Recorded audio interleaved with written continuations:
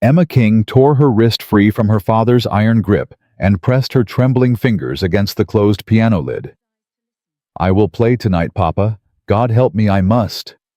Sophia's laughter rang down the staircase, silk bright and cruel. "Let her try, Papa. Let the plain one humiliate us before the Duke himself." Emma's tears did not fall. Not this time. Not ever again. The Duke of Ashmore's carriage was already rolling up the drive, and Emma had sworn before the Almighty tonight she would be heard, or tonight she would not draw another breath beneath this roof. Before this story begins in earnest, take a moment and tap that subscribe button.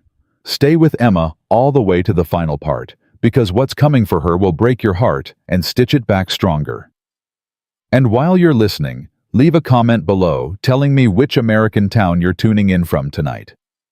I love seeing how far Emma's story travels across this great country of ours. You will not play tonight, girl. Judge Horace King's hand was iron around his daughter's wrist. 5 small bruises Emma knew would bloom there by morning. She did not cry out. She had not cried out not once since the summer she turned 9 years old. "Papa, please." Plain Emma, plain as an old hymn.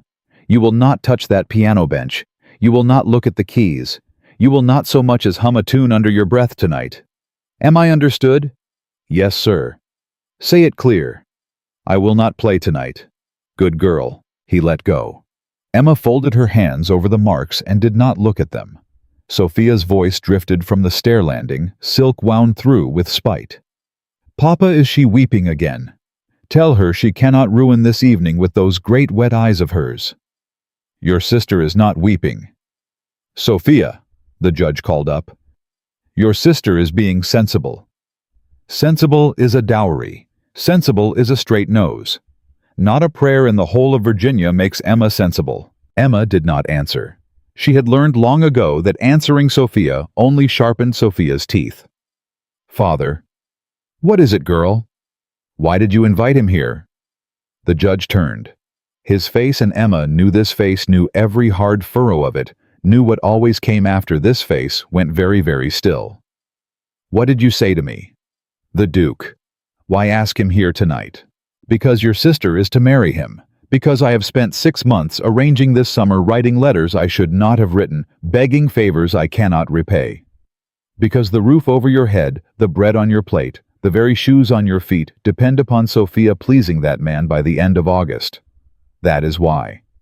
Now you will change into the gray muslin, the gray Emma, not the blue, and you will stand in the east corner of the parlor, and you will not speak unless spoken to.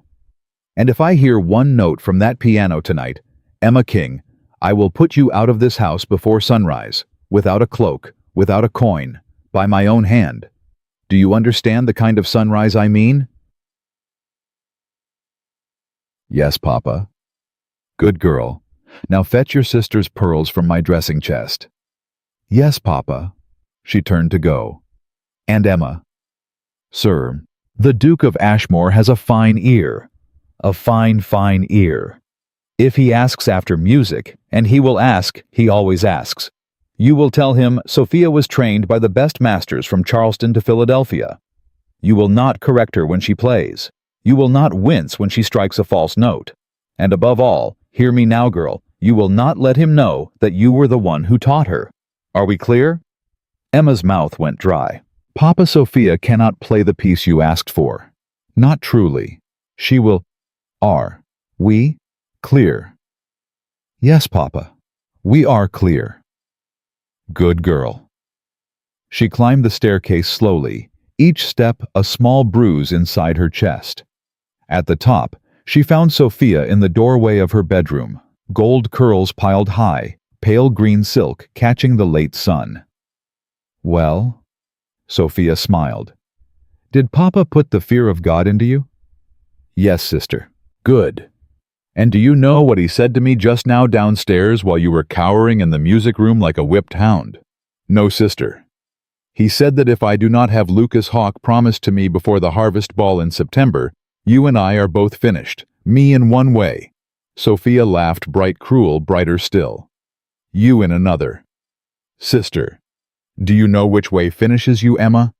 "No, sister, Papa has been writing letters to a widower in Kentucky, a Mr. Josiah Pierce, 71 years old, 3 buried wives, missing most of his teeth and all of his patience. He is willing for a very small sum. Emma, a truly small sum, to take you off Papa's hands come October. I have read the letter. I have read it twice. Emma did not answer. Nothing to say, little sister. I will fetch your pearls, Sophia. That is right, you will. Emma walked on down the hall. Below, a carriage had stopped on the drive. Emma did not need to look to know whose carriage. The whole house was holding its breath. The Duke of Ashmore had come. He came in without ceremony, a tall, travel-worn man in a black coat with an unreadable face. Judge King bowed deeper than Emma had ever seen him bow. Sophia, waiting at the foot of the stairs like a painting of herself, dipped her head just so. Your Grace. Miss King, we are so honored that you have come. You are kind to have me, ma'am.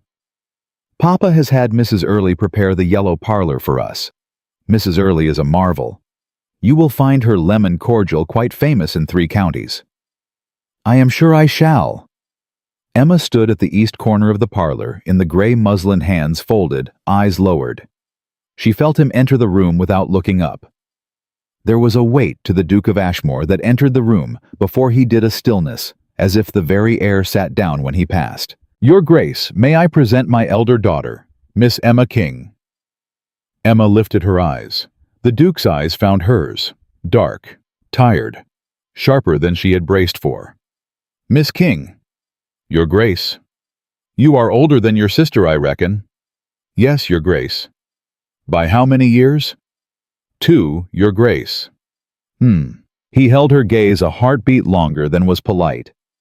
Then, Judge King was steering him toward the settee. Sophia was ringing for tea. Mrs. Early was sailing in with the famous lemon cordial, and the moment was gone. Emma went back to studying her folded hands. Your Grace, Judge King said, spreading himself across the armchair like a small king on a small throne. We have heard so much of your recent return from England. Tell us, is the new king behaving himself? He is behaving, Your Honor, as new kings tend to behave. Yes, very good, very good. Your Grace, Sophia said, leaning forward just enough to let her pearls catch the lamplight. Papa tells me you have a love of music. He tells you correctly, Miss King. Then, if I might be so very bold, you may be as bold as pleases you, ma'am. I should like to play a small piece for you, nothing grand, just a little Haydn to welcome you to our humble house. I should be glad to hear it. Sophia rose, crossed to the piano, sat and lifted her wrists in the delicate pose of Mrs. Ashton's Young Ladies' Academy of Charleston. Emma, from the east corner, did not move a muscle of her face. Sophia began to play. It was a Haydn piece. It was not in truth a difficult Haydn piece. It was, in fact, the very piece Emma herself had taught Sophia across the long, cold January, past note by note, measure by measure, correcting Sophia's posture when Sophia would let her, and swallowing Sophia's insults when Sophia would not. Sophia played it badly. She played the first 16 measures nearly right. The 17th, she dropped the grace note. The 21st, she played a full beat slow. By measure 30, she had abandoned Haydn entirely and was improvising beautifully, confidently, and wrongly. Emma's jaw ached with the effort of not reacting. Judge King beamed at the Duke. Remarkable is she not, Your Grace? She plays with great feeling, Your Honor. Great feeling. Yes, quite. Sophia finished with a little flourish that had never lived in any Haydn score under heaven. She rose and curtsied. The Duke clapped 3 times slowly in a manner that could have meant any number of things. A fine performance, Miss King. You are too kind, Your Grace. Not at all. Tell me, who was your master? Mr. Thorne of Charleston, Your Grace. The finest teacher in the South. Mr. Thorne, indeed. The Duke's eyes slid just for an instant across the parlor to Emma in the east corner. And does your sister play?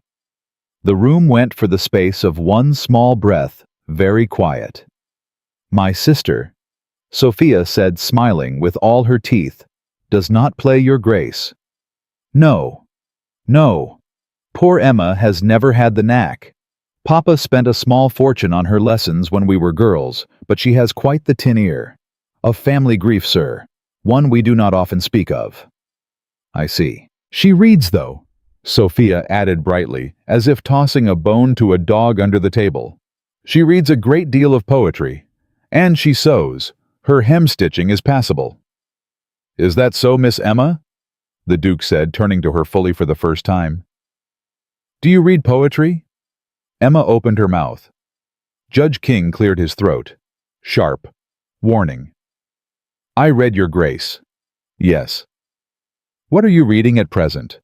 A Mr. Wordsworth, your grace. Which poem? Tintern Abbey, sir. The Duke set down his cordial. And what do you make of it, Miss King? Judge King cleared his throat again. Sharper. Your grace, Sophia said quickly. Emma is terribly shy before strangers. Papa and I despair of her at supper parties. Would you not prefer another piece? I have prepared a little Mozart as well, and I should so love— Miss Sophia, the Duke said. I asked your sister a question. A second silence. A longer one. Emma lifted her eyes. I make of it your grace that a person may lose a country and still find a home in the sound of a river. And I make of it also that there is no grief the living cannot carry if they have someone to remember it with them. The Duke of Ashmore did not speak for a long moment. Then he said, That is very well said, Miss King. Thank you, your grace. Very well said indeed. Judge King stood up so quickly his cordial slopped over the rim of the glass. Your grace, if I might show you the East Gardens before the light is gone. Of course, your honor. The Duke rose. Miss King, Miss Emma, thank you both for a most instructive evening. He bowed to Sophia first, then to Emma a breath longer, a hair lower. Miss Emma. Your grace. He went out with her father. Sophia waited until the parlor door had shut. What? Sophia said very quietly, did you just do? He asked me a question, sister. You were told to stand silent in the corner, Emma. He asked me a question. You will pay for that. You will pay for that tonight, and you will pay for that in the morning, and you will pay for that every day until you are on the Kentucky road in Mr. Pierce's wagon. I know. You little fool. You little plain-faced fool. Did you imagine for one single instant that a man like Lucas Hawk would look twice at you because you can recite a dead Englishman's verses? Did you think, Sophia? What? Your pearls are crooked. Sophia slapped her. Emma had not expected that, not indoors, not with Mrs. Early. Only 3 rooms away, but she took it the way she had learned to take everything in her father's house. Without a sound, without a flinch, without a single tear. Fix them yourself, Emma said. She walked out of the parlor. The music room stood empty. Emma knew it would. The Duke and her father were walking the East Gardens. Sophia was raging in the parlor. Mrs. Early was in the kitchen scolding the girls over the supper pies. The stable hands were at their own table. Emma shut the music room door behind her. She did not lock it. Locking it would have felt like guilt, and she was past guilt tonight. She sat down at the piano. She did not touch the keys at once. She placed her fingers on the closed lid, pressed her forehead down against the cool wood, and let out one long breath she felt she had been holding for 22 years. Then she lifted the lid. Papa, she whispered to no one at all. Forgive me. She played. She played a piece of her own composition, one she had written in secret across 4 winters by lamplight in the nursery when the house was asleep and no one could hear. She had named it in her own mind, The Cage. She had never played it for another living soul. She did not know even now if it was a good piece or a poor one. She only knew that it was hers. It was the only thing in the whole of Ashmore Estate that was hers. The first 8 measures were soft, a grief held in, a door that did not open. The next 8 measures were louder, a hand that would not be still, a voice that would not be silenced forever. The next 8 measures were the door flying wide. Emma closed her eyes and played the door wide. She did not hear the music room door open behind her. She did not hear the footstep on the floorboard. She did not hear the breath. She only heard when she was halfway through the second movement, the movement she had never let herself finish before the movement where the cage came apart in pieces and flew. She only heard the voice that said, "Stop." Her father. Her hands froze above the keys. "Stop, girl. Stop this instant." "Papa. You were told." "Papa, You were told plain, Emma." He crossed the room in 3 long strides. She did not rise. She could not rise. Her legs had gone to water beneath her. "Papa, please. Get up. Papa. Get up. Off that bench. Off it, I said." She stood. He struck her. The first blow took her across the left cheek. The second took her shoulder and spun her half around. She did not cry out. She had not cried out since she was 9 years old. She did not intend to begin tonight. "You thankless, you ungrateful, do you know what you have done? Do you know what you have cost me? Do you know what he will think now? Do you know?" He raised his hand a 3rd time. "Judge King." The voice was not loud. It was not even sharp. It was quieter than the hand, and yet it stopped that hand in the air, as if the hand had struck stone. Judge King turned. The Duke of Ashmore stood in the doorway. How long he had stood there, Emma did not know. From the look on his face, and Emma even through the ringing in her ear saw his face with a terrible, terrible clarity. He had stood there long enough. "Your Grace," Judge King said. "Your Grace, this is a small family matter. A question of discipline. My daughter. Your daughter. Your Honor has just played me the finest piece of music I have heard in 9 years on 2 continents." Silence. "Your Grace, she is mistaken, sir. She is always. She does not know her own mind. You will not strike her again. Your Grace, with all respect in my own house." "You will not," the Duke said. Still quiet, still Emma saw now, very, very angry. "Strike her again. Not tonight. Not tomorrow. Not ever. Not in my presence. Not out of it. Do I make myself understood, Your Honor?" Judge King's mouth opened. No sound came out. "Do I make myself understood?" "Your Grace?" "Yes. Yes, of course." "Good." The Duke's eyes moved to Emma. "Miss King." "Your Grace." "Sit down, Miss King. You are about to fall." "Yes, Your Grace." She sat on the piano bench. Her knees gave at the last instant. She landed harder than she had meant to. The Duke crossed the room. He did not come near her. He stopped 3 paces away, as a man might stop before a wild creature he was afraid to startle into flight. "Miss King." "Your Grace." "What was that piece?" Emma's throat closed. She forced it open. "It has no name, Your Grace." "Who wrote it?" "I did, Your Grace." "You?" "Yes, sir." "When?" "Across 4 winters, Your Grace. 4 winters." The Duke was quiet a long time. "Miss King, you will finish that piece for me. Not tonight. Tonight you will rest. But before I leave this county, Miss King, you will sit down at a piano, this one or another, and you will finish that piece for me. Do you agree?" Emma could not speak. "Do you agree, Miss King?" "Yes, Your Grace." "Good." He turned to Judge King, who stood very white beside the door. "Your Honor, I will take my leave tonight. I will return in 3 days' time for the supper your wife has arranged, and I will expect when I return to find Miss Emma King unharmed, unbruised, unfrightened. Is that plain between us?" "Your Grace, it is. It is plain." "Good." He turned back to Emma. He bowed deeper this time than he had bowed to Sophia in the parlor. Deeper than Emma had ever seen any man bow to any woman in the whole state of Virginia. "Miss Emma, good night to you." "Good night, Your Grace." He walked out. The door shut behind him. Judge Horace King stood in the music room with his oldest daughter, and he did not move, and he did not speak, and Emma. Emma, for the first time in 22 years under his roof, did not lower her eyes. She looked at him. And her father, the judge, looked away. Outside, the Duke's carriage rolled down the drive. Inside, Emma's left cheek burned, and her right hand, the hand that had played the door wide, rested steady and certain on the open keys of the piano. She did not know yet what she had just begun, but she knew with a quiet and terrible surety that it had begun, and that not her father and not her sister, and not Mr. Josiah Pierce of Kentucky, nor any man living could stop it now. The carriage wheels had not yet cleared the drive when Judge King spoke. "Go to your room." "Papa?" "Now, Emma." "Yes, sir." She stood. Her knees held just barely. She walked past him to the doorway. He did not look at her.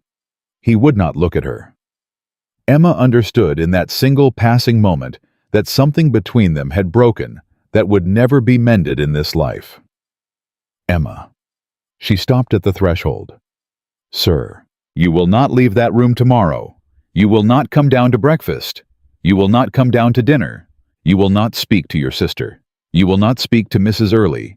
You will not speak to a living soul under this roof until I send for you. Am I understood?" "Yes, Papa." "Good girl." She climbed the stairs. Her left cheek throbbed. Her right shoulder throbbed worse. At the top of the landing, Sophia was waiting, arms folded, green silk still gleaming in the lamplight. "Well," Sophia said. "Did he thrash you properly?" "Go to bed, Sophia." "Did he thraw?" "The Duke heard him strike me." Sophia's face went for one long heartbeat, perfectly blank. "What did you just say?" "The Duke heard him. The Duke saw him. The Duke told him if he ever laid a hand on me again, there would be an accounting. And the Duke has bid me finish the piece I was playing before he leaves this county." "You are lying." "I am not. Emma. Emma King. You little plain-faced, you are lying." "Ask Papa." "I will not." "Then go to bed, Sophia." She stepped around her sister and walked on down the hall. Sophia's voice followed her, high and thin, and for the first time in Emma's memory frightened. "Emma, Emma, come back here. Emma, if you are lying to me, I will." Emma shut the door of her own room behind her. She did not answer. She did not lock it. The door had no lock. She sat down on the edge of her narrow bed and pressed both palms flat against the quilt and breathed. She had been struck. She had been told she would be sent away in October. She had been called plain-faced twice in a single evening, and she had never in her life felt so awake. A knock at the door. Soft. 3 raps. Emma's breath caught. "Miss Emma, it's Mrs. Early, pet. Come in." Mrs. Early came in with a basin of cool water and a cloth folded over her arm and a face set like a woman who had already made up her mind about a great many things. "Sit still, pet." "Mrs. Early." "Hush, let me see the cheek." "Mrs. Early, you should not." "Let me see it, Emma." Emma let her see it. Mrs. Early pressed the cool cloth to the burning skin, and her mouth went into a line. Emma had only seen it go into twice before, in 22 years, both times the week Emma's mother died. "It's not so very bad, child." "It is not." "You will have a mark 2 days, no more." "Thank you." "Emma." "Yes, ma'am." "Is it true what Miss Sophia is shrieking downstairs about the Duke?" "Yes, ma'am." Mrs. Early's hand stilled against Emma's cheek. "He heard the judge strike you." "He heard, he saw, he stopped him." "And bid you finish that piece of yours." "You know about the piece." "Child, I have listened to you play that piece through the nursery wall for 3 winters. Do you think old women like me sleep through the night?" Emma stared at her. "You never said." "It wasn't my place to say, pet." "You never, Mrs. Early, you never told Papa." "No, child, I never told your Papa." Emma's eyes filled for the first time that night, for the first time in a great many nights, and she did not quite let the tears fall, but they stood close. "Mrs. Early?" "Yes, pet." "Thank you." "You hush now. You hush and you listen. There is something I need to tell you. And I do not have long because the judge will be up these stairs within the hour looking for you. Mark me. Look at me, Emma." "I am looking." "Your mama played that piano." "I know she did. She played it every evening of her married life until the month she took sick. You know that." "Yes, ma'am." What you do not know, pet, what your papa has never let you know, is that piano was hers. Not his, hers. It came in her dowry out of her father's house in Boston. It was her mother's before that. It was meant Emma when she died to go to you. Me. You. By her own hand in her own will, which she wrote 3 weeks before she passed, and which Judge Horace King put in the iron box in his study and has not opened since. Emma could not speak. She left you the piano, pet. She left you something else besides. Something else. Ask me no more tonight, Emma.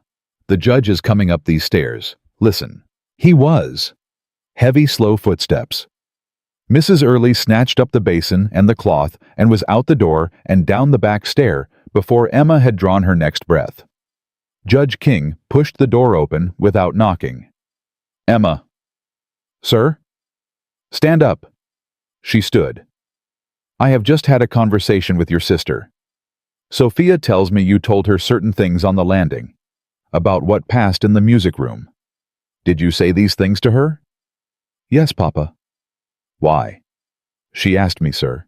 Emma, look at me. Look at me, girl. Do you understand what you have done tonight? I played a piece of music, Papa. Do not be clever with me. No, sir. Do you understand? Answer plainly. Do you understand that the Duke of Ashmore came to this house tonight to evaluate your sister as a bride? Do you understand that he was prepared? He was prepared, Emma.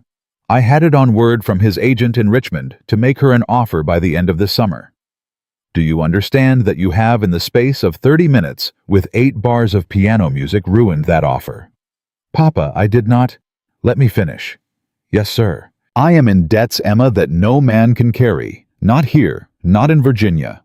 I have mortgaged this house twice over. I have mortgaged the East Field 3 times. There is a man in Richmond who holds a paper on the very horses in my stable, and who will come for them with the sheriff before the first snow. Sophia's marriage to the Duke of Ashmore was, do you hear me, the single piece of floor standing between this family and the poorhouse, and you have kicked it out from under us. Papa, be quiet. Papa, I have to. Be quiet. Emma, or so help me God.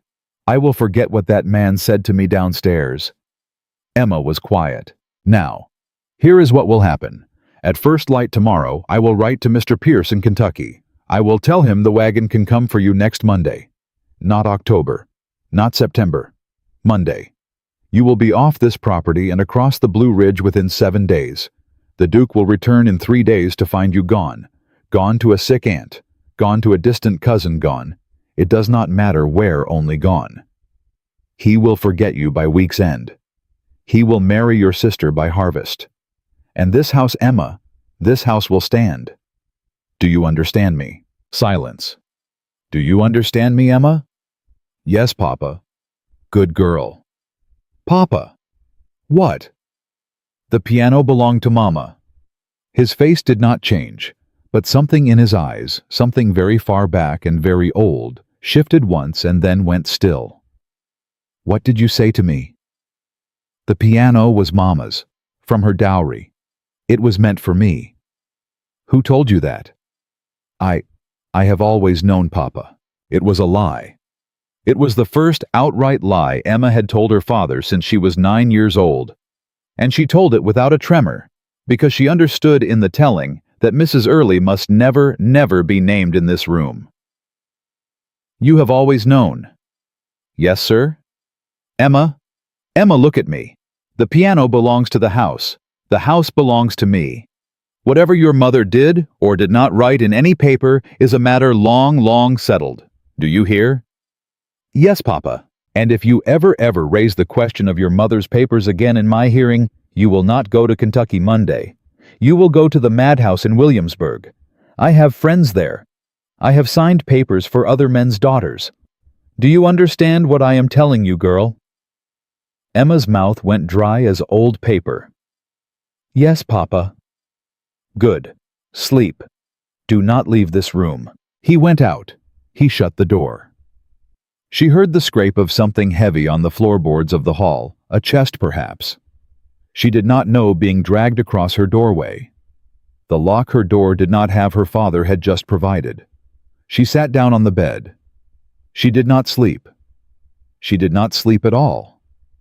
Some time after the house had gone quiet, the small hours, the hour when even the kitchen cat is still there, came a scratching at her door. Emma. Sophia. Emma, Emma, I know you are awake. Open this door. I cannot. Papa has put a chest in front of it. I will move the chest. Sophia. I will move the chest, Emma. Hush. There was a soft, determined dragging. Then the door eased open. Sophia stood in a white wrapper, her hair down her face for the first time Emma could remember, washed clean of every bit of paint and powder. She looked without the paint a great deal like their mother. Come in. Sophia came in. She shut the door. She sat down on the foot of the bed. Emma. Sophia. I want to ask you something, and I want you to tell me the truth, because if you lie to me, I will know, and I will tell Papa, and he will send you to that madhouse he told you about. Yes, I was in the hall. Yes, I heard it all. So do not lie to me, Emma. Do not try. I will not lie. Did the Duke of Ashmore say he would return to hear you play again? Yes. Did he say that to you because he pities you? I do not think so, Sophia. Why do you not think so? Emma chose her words. Because when he said it, he was not looking at me as a man looks at a thing he pities. He was looking at me as a man looks at a thing he has lost, and then found again after many years. That is not possible. I know. He has never met you before. I know. So why would he look at you so? I do not know, sister. Sophia was quiet a long time. Emma. Yes. I do not want to marry him. What? I do not want to marry the Duke of Ashmore. I have never wanted to marry him. I want to marry Thomas Halley. Thomas Halley, the blacksmith's... Thomas Halley, the blacksmith's son. Yes, the very one. Do not look at me so, Emma. I am not ashamed of him. He is a better man than any in this county. He is a kinder man than our father. He has asked me 3 times, and I have told him 3 times no, because Papa would see us both whipped in the square if he heard. But Emma. Emma, I love him. I have loved him since I was 15 years old. Emma stared at her sister. Sophia. What? Why have you been so cruel to me, all these years, every day, if you did not even want... Because Papa said, Emma, you do not understand what Papa has been to me, to both of us, and what he has said to me. Papa said, if I did not make this match, he would send you away. To Pierce. Or worse.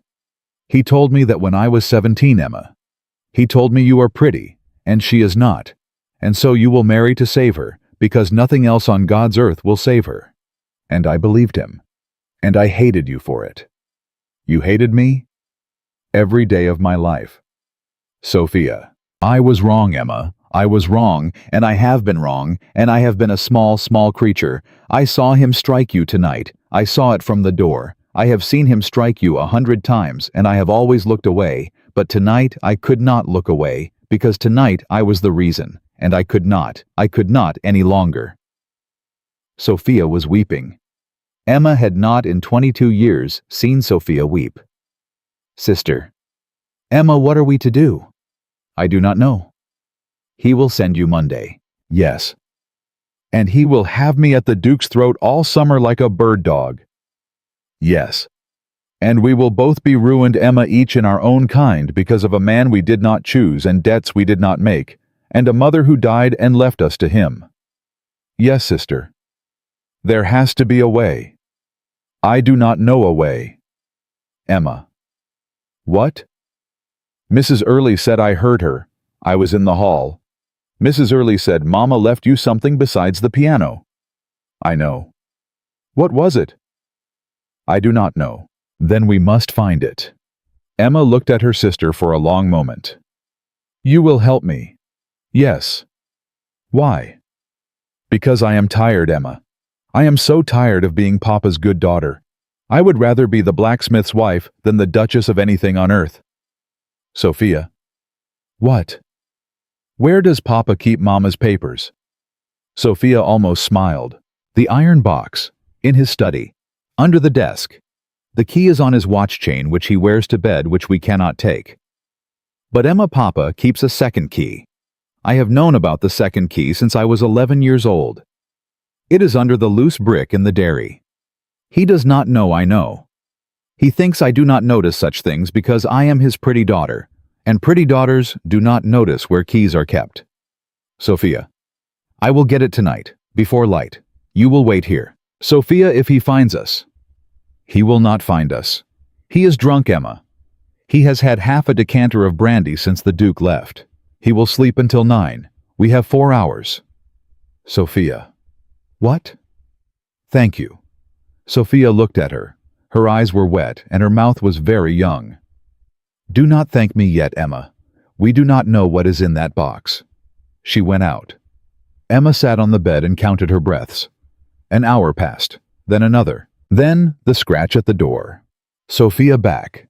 Face white, hands full of small iron strongbox cradled against her ribs like an infant. I got it.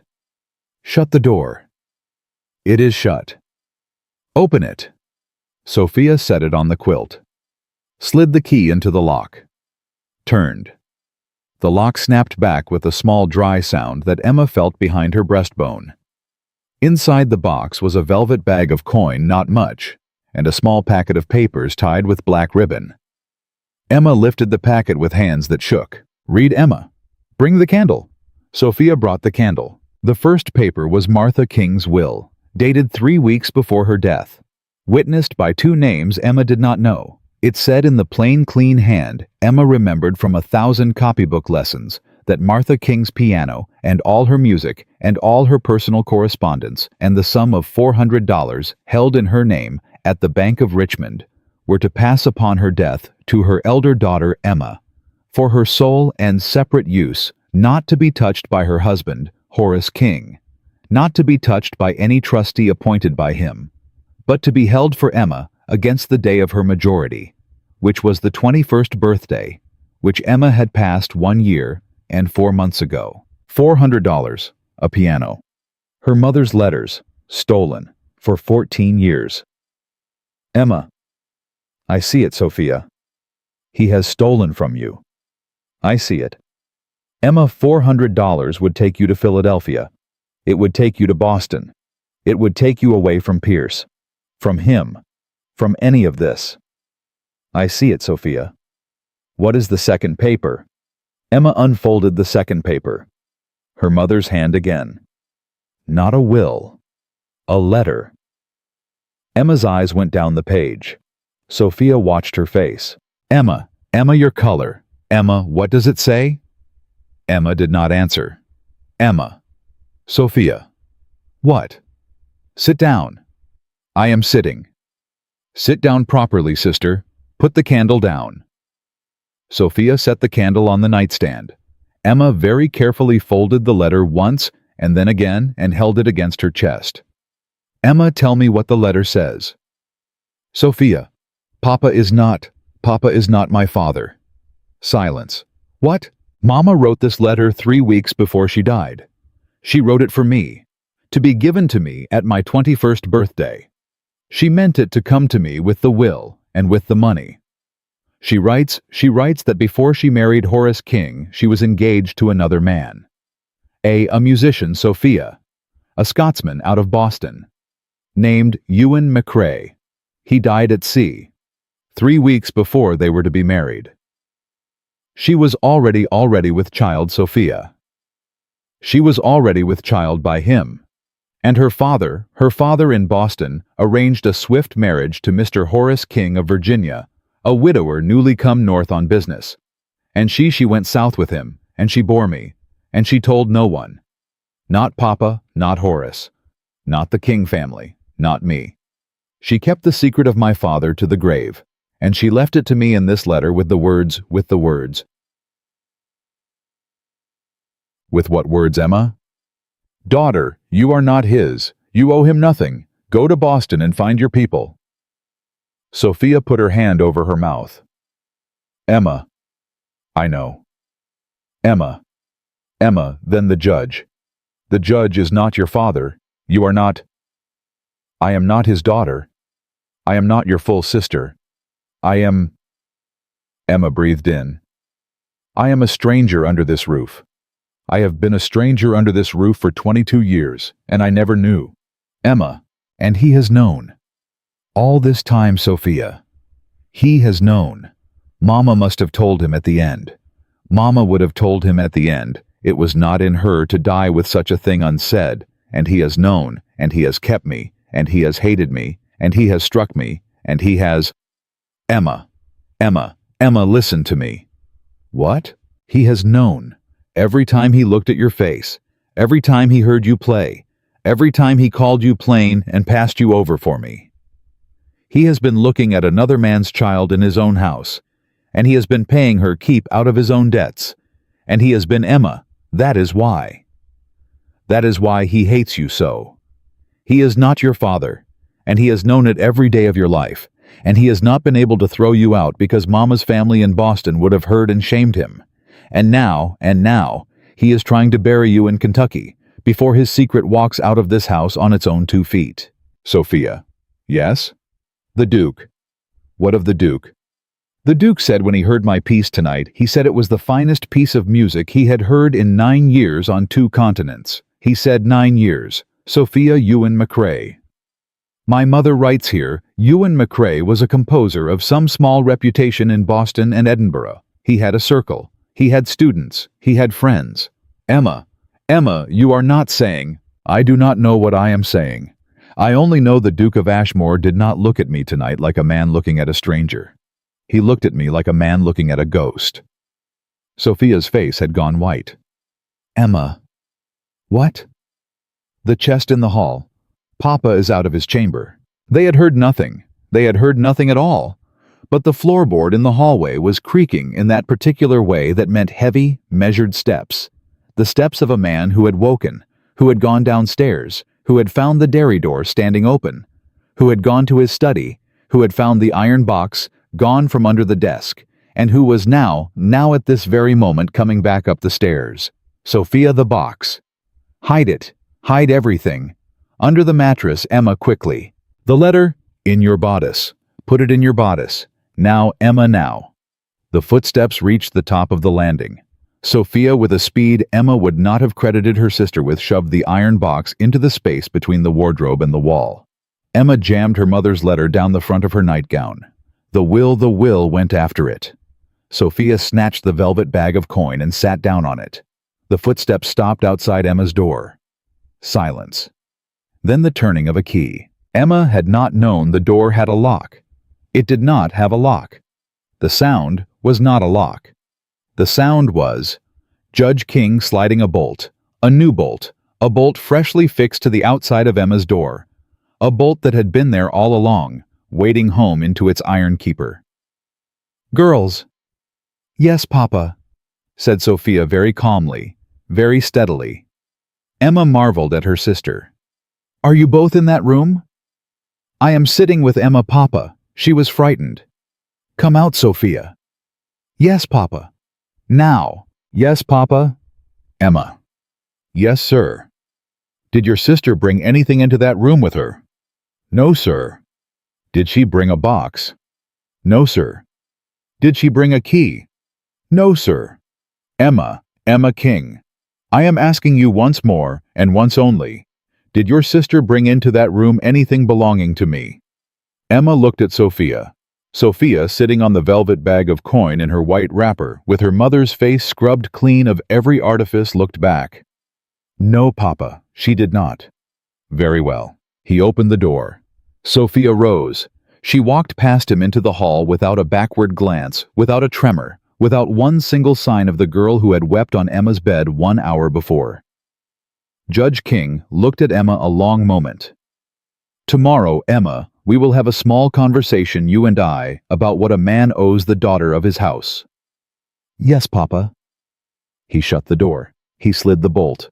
He walked with Sophia down the hall. Emma sat on the edge of the bed with her dead mother's letter pressed against her beating heart, and she understood with a clarity so cold it was almost warm that she had until Monday morning to find $400 stolen a father she had never known, and the Duke of Ashmore's carriage on the drive. And that if she failed at any one of these things, her father, The man who had never been her father, would put her away in a place from which no letter and no music and no duke on earth would ever bring her back. The candle on the nightstand guttered low. Emma did not relight it. She sat in the dark and listened to the house, and she listened to her own breath, and she listened from the far-off Richmond Road to the faint and distant sound of carriage wheels on gravel wheels that at this hour could not possibly belong to any man she knew. And yet they were turning toward Ashmore Estate. And they were coming fast. The wheels on the gravel were closer now. Emma rose from the bed and went to the window. She could not see the drive from her room. Her room faced the kitchen garden and the stable wall. But she could hear. And what she heard did not belong to the hour. A carriage moving too fast for a country road at night. 4 horses. A driver who was driving them as if the devil sat behind him. The horses were reined in hard. Emma flinched at the sound, and then the kitchen dogs began their raw, furious barking. And then the kitchen door slammed, and then through the floorboards she heard Mrs. Early's voice rise, sharp, astonished, and almost glad, and a man's voice answering her low and terse, and in a hurry. A voice Emma knew. A voice that could not be on these stairs tonight. She put her hand against the window frame to steady herself. Down the hall came Sophia running. Emma heard the slap of bare feet on wood, and then a hiss at the door. "Emma! Emma, wake up! Wake up!" "I am awake." "He has come back. Papa has gone down. The Duke has come back." "Sophia, in the middle of the night, Emma, he has turned around on the Richmond Road and come back. Mrs. Early says his man is in the kitchen telling her, she says the Duke told his driver at the second milestone to turn the carriage, and the driver said, 'Your Grace,' at this hour, and the Duke said, 'Drive.' Sophia, the bolt. I am working on it. Hush." Metal scraping against metal. Sophia's fingers Emma could hear were not steady. Neither were her own. "Sister, I cannot get purchase, so try the hairpin." "I have tried the hairpin."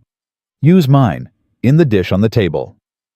"Emma, I cannot. He has set it too tight." Sophia was weeping again in small dry gasps she was trying not to make. "Go down, Sophia.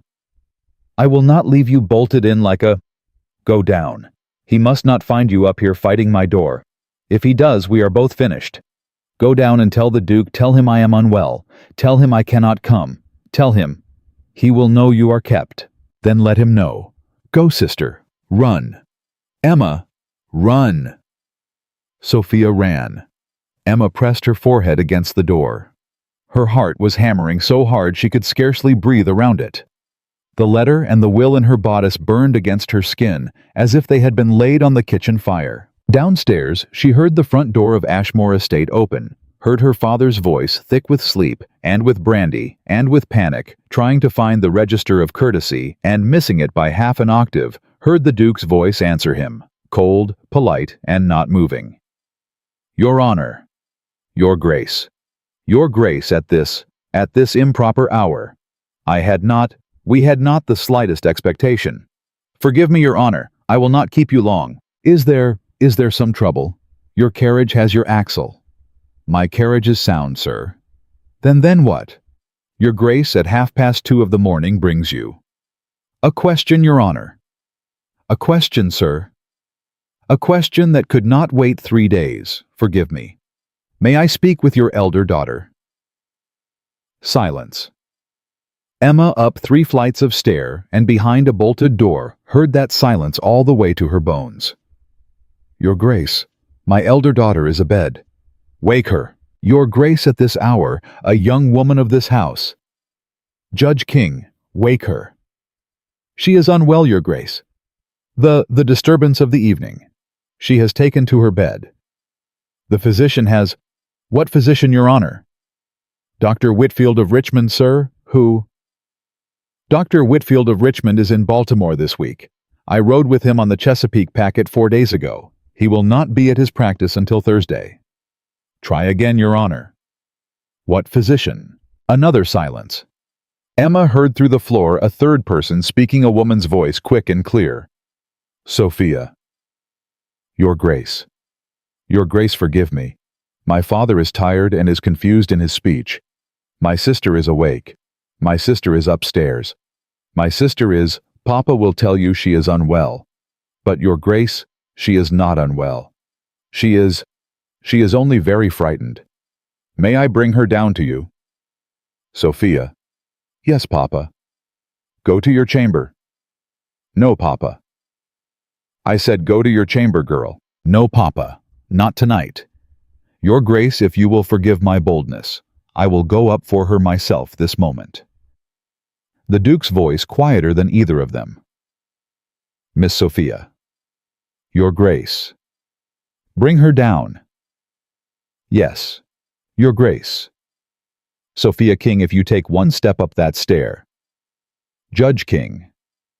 Your grace, I am master of this house. You are. And I am a guest in it. And I have asked a lady of the house to fetch her sister, and the lady has consented. Miss Sophia. If you will. Emma heard her sister's bare feet on the stair. Flying.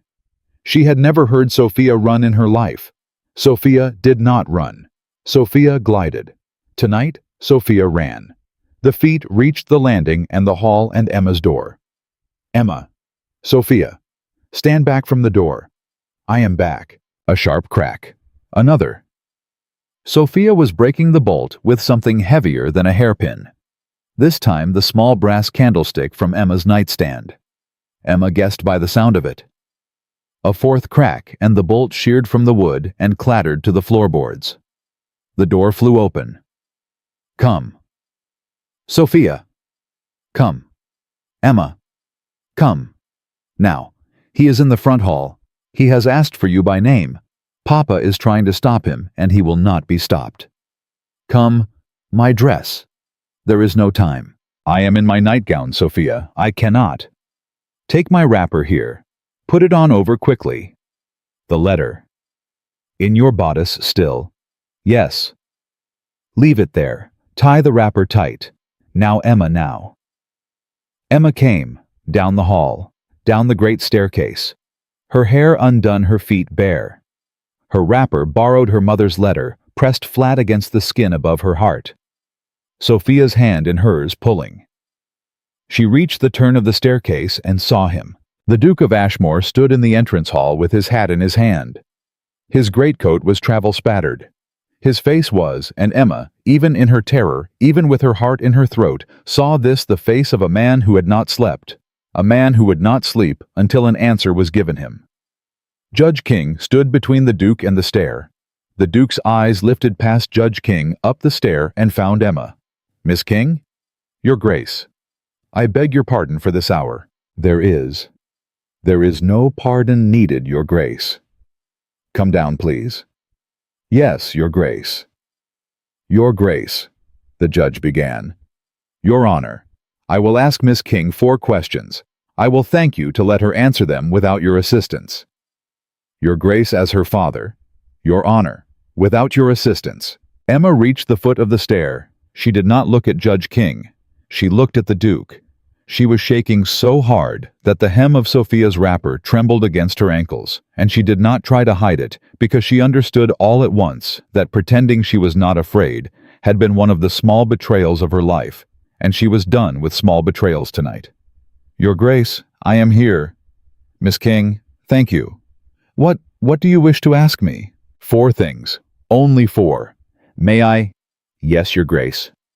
First, the piece you played tonight in the music room. You told me you composed it yourself. I did, Your Grace. Across 4 winters. Yes, Your Grace. And your teacher. I had no teacher in composition, Your Grace. My mother taught me the keys when I was a child of 6. After she died, I taught myself. After she died. Yes, sir. The Duke was silent a long moment. Second question, Miss King. Your mother. Her maiden name, if you would. Judge King took 1 small step forward. Your Grace. Judge King, I warned you. Your Grace, this is an improper line of Miss King, your mother's maiden name, if you please. Emma drew 1 breath. Martha Ellen Ballantyne. Your Grace.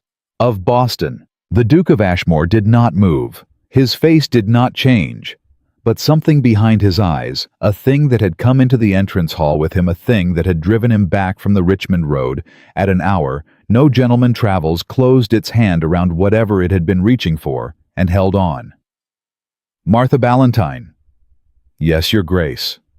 Of Boston. Of the Ballantynes of State Street, whose father was Jonas Ballantyne, shipping merchant. I believe so, Your Grace. I was very young when she died. I did not know her people. Your Grace, the judge cut in, loud, now too loud. My late wife's family is not a fit subject for this night visit, sir, with respect. Third question, Miss King. The Duke had not taken his eyes from Emma. Yes, Your Grace. Do you know the name Ewan McCrae? Silence.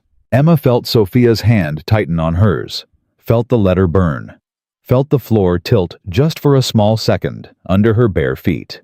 She did not look at Judge King. She looked only at the Duke. And she told, for the second time in her life, and the second time tonight, the truth. I know the name, Your Grace. From where?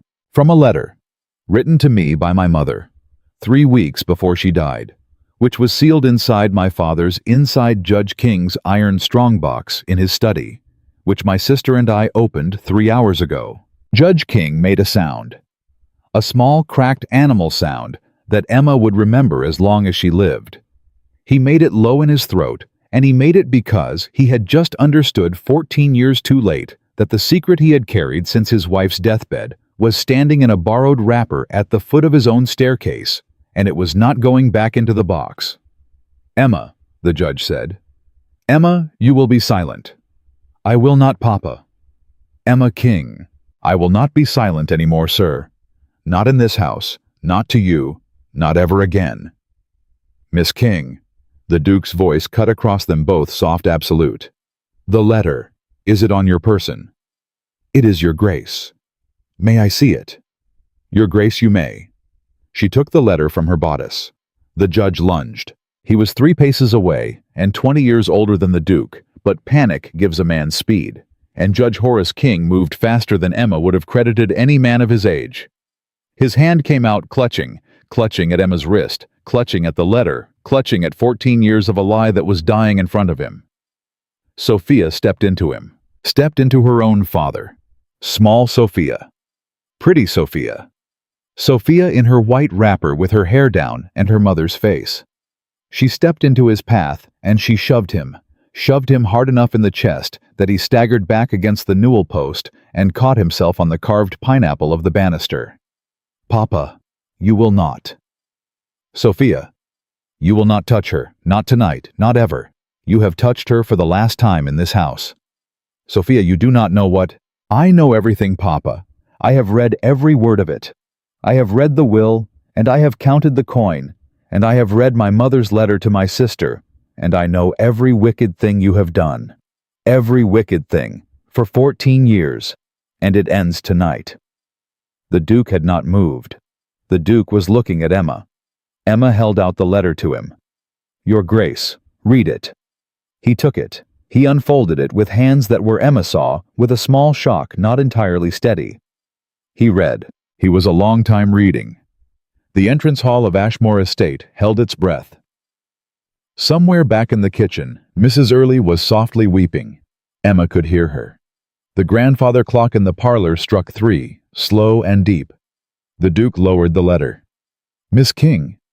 Your Grace. Ewan McCrae. Yes, Your Grace. Ewan McCrae of Boston and Edinburgh, composer of the Caledonian Airs, teacher of the younger Thornton, drowned off Nantucket in the year 1798 aboard the packet Mary Dunbar with 42 other souls on his passage from Halifax. Emma could not answer. She did not know the Caledonian Airs. She did not know the younger Thornton. She knew only that the Duke of Ashmore was reciting out of his own memory the small tragic biography of the father she had not known she had until an hour past midnight. Your Grace, how do you... He was my uncle, Miss King. The hall went perfectly still. He was my mother's younger brother. Your father, Miss King, was my uncle. I am your cousin. Sophia made a sound. Emma could not make any sound at all. I grew up with his music, Miss King, My mother played his compositions every evening of my boyhood. I have heard every measure he ever wrote published or unpublished, and I know his hand at a keyboard the way I know my own mother's voice. And tonight, Miss King, in your music room, when you sat at a piano in a house in Virginia and played me 8 bars of a composition, you told me you had written yourself in those 8 bars. I heard unmistakably my uncle's hand, his intervals, his progressions, the little resolution he used at the end of a phrase that I have never heard out of another composer in my life. I thought myself haunted, Miss King. I thought myself going mad. I got into my carriage and I started for Richmond, and at the second milestone I made my man turn the horses, because I understood that I was not haunted and I was not mad, and there was only one explanation in this earth for what I had just heard in Horace King's parlor. And that explanation is your face, Miss King, which is not Judge King's face. And that explanation is your letter, which I now hold. And that explanation is that you, ma'am, are Ewan McCrae's daughter, and my blood kin, and I have found you. Against all hope and all reason, I have found you. Emma could not see for the tears standing in her eyes. She did not let them fall. She did not know how to let them fall any longer. She had not practiced. Your Grace. Lucas. Your Grace. My name, Miss King, is Lucas. We are cousins. You will call me Lucas. Lucas. Emma. Lucas. I do not know what I do not know what to. You do not need to know tonight. Lucas. I have lived in this man's house. I have lived in this man's house for 22 years, and I did not know. I did not know that I had a people. Your people. Emma have been looking for you for 16 years. Your grandfather, Jonas Ballantyne, died in 1804 without ceasing to look. Your great-aunt Margaret Ballantyne McCrae, who is yet living in the house on Louisburg Square, did not cease either. When your mother married Judge King and came south, she ceased all correspondence with Boston. Her family did not know she was with child. They did not know she bore a daughter. They did not know she died. They knew only that Martha went south in haste, that Martha did not write, that Martha's husband returned none of their letters. We have believed these 16 years, Emma. I speak for my mother and my aunt and my whole house. We have believed that Martha Ballantyne's line was ended, and it is not. It is standing before me in a borrowed wrapper at the foot of a staircase in Virginia. Alive. Emma sat down. She sat down very suddenly on the bottom step of the great staircase of Ashmore Estate. She put her face in her hands. She did not weep aloud. Emma King did not weep aloud. She had learned other ways. Sophia knelt beside her. Emma. Emma, do you hear him? Emma, do you hear? I hear, sister. Emma. Emma, you are not alone. You were never alone. Oh, Emma. Judge King had not spoken in a long time. Emma, in the space between one heartbeat and the next, remembered him. She raised her head. He was leaning against the newel post. His face was the color of ash. His mouth was moving, but no sound was coming out. Emma had seen Judge King struck silent twice in her life. The first time had been the morning her mother died. The second time was tonight. Judge King. Your Grace. Judge. Horace. King. Your Grace, I can explain. I can explain everything. Martha, when she came to me, was, you will not explain, sir. Your Grace, if you will only hear. You are in the act, sir, of selling my cousin into a false marriage in Kentucky. You are in the act of threatening her with a madhouse. You have been these 14 years in the act of stealing from her $400 of her mother's money, and a piano that is her lawful property, and every letter that was written to her by her mother, and every letter that might have been written to her by her mother's family. You are, sir, a thief, and I will not hear your explanation. I will, however, hear your answer to a small number of questions which will be put to you before a magistrate in Richmond before the end of this week. Do I make myself plain, Your Grace? Do I make myself plain, Your Honor? Yes. Yes, Your Grace. Plain. Good. The Duke turned back to Emma. He knelt down on one knee in the entrance hall of Ashmore Estate in his travel-spattered greatcoat, so that his face was level with hers, where she sat on the bottom stair. Emma.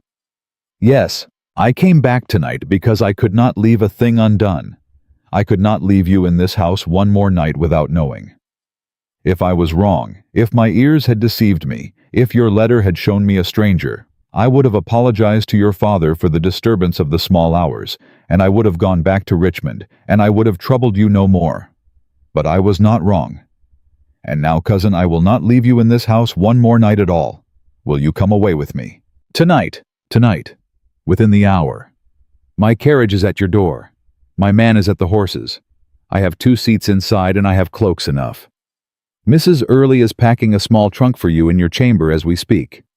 Yes, I had her wakened when I came in for. I hoped, cousin, I hoped.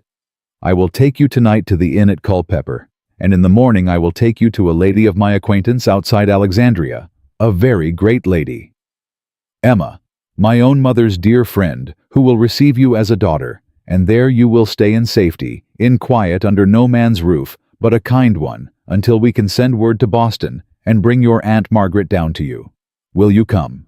Lucas. Yes, cousin. Sophia. Yes, Emma. I will not go without my sister. Emma. Sophia.